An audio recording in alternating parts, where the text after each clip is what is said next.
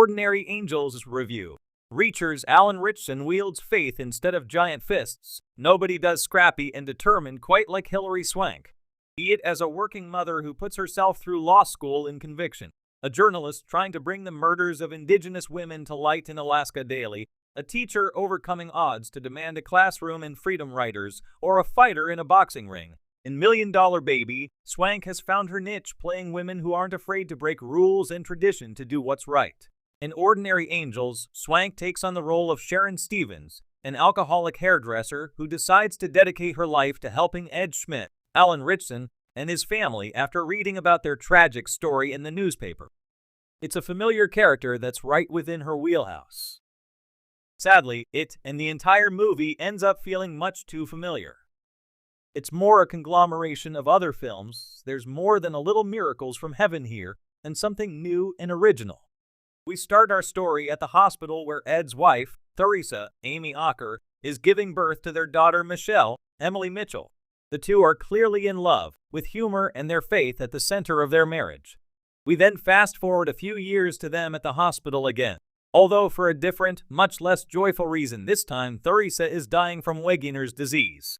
It feels a bit insensitive to be critical, considering the film is based on a true story and therefore real people. But the way director John Gunn chooses to present them feels even more egregious.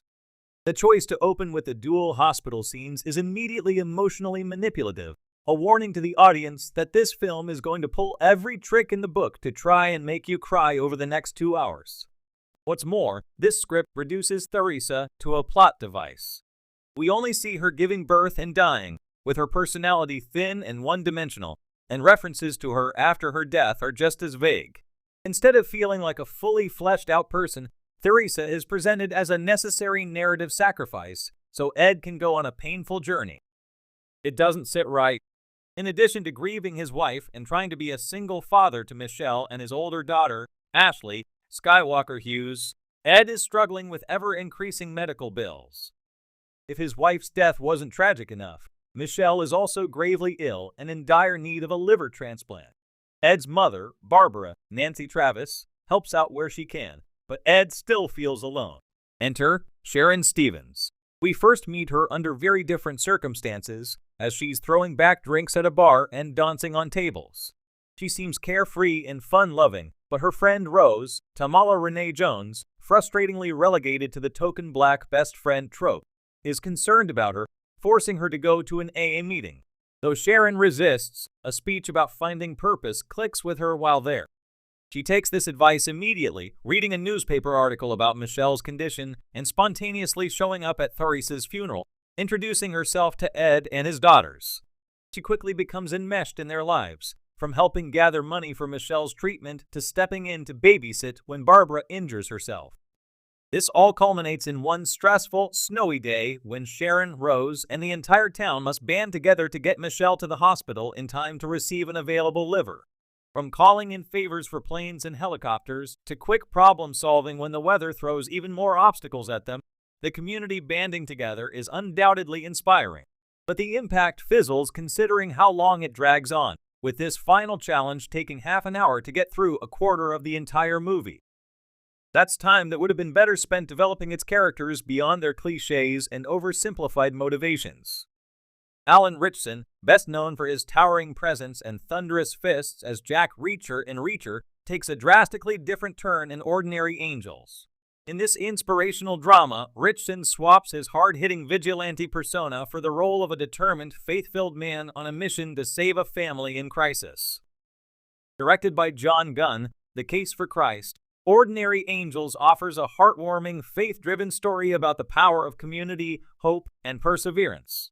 Set in the 1990s, the film centers on Sharon Stevens, played by Hilary Swank, a spirited and somewhat reckless hairdresser struggling to find her footing after her own personal battles. When Sharon stumbles upon a heart-wrenching situation, a single father, Ed Schmidt, Alan Ritchson, who is trying to care for his two daughters, one of whom, Michelle, is in need of a life-saving liver transplant, she finds herself compelled to help in any way she can. What follows is a journey filled with unexpected challenges, redemptive moments, and a stirring portrayal of selflessness. While Hilary Swank's character is the driving force behind the film's core storyline, Ritchson's Ed serves as the quiet emotional anchor. He's a man of faith who has endured the tragic loss of his wife and now faces the imminent threat of losing his child. Despite the desperation of his situation, Ed doesn't project the stoic, unshakable demeanor that might be expected of Ritchson's typical characters. Instead, we see a vulnerable, profoundly human figure trying to hold it all together for his daughters. Ritchson's portrayal of Ed is a refreshing departure from the no-nonsense, brutal roles he's often cast in. Here, his strength is rooted in his humility and unwavering faith, not in physical force or aggression.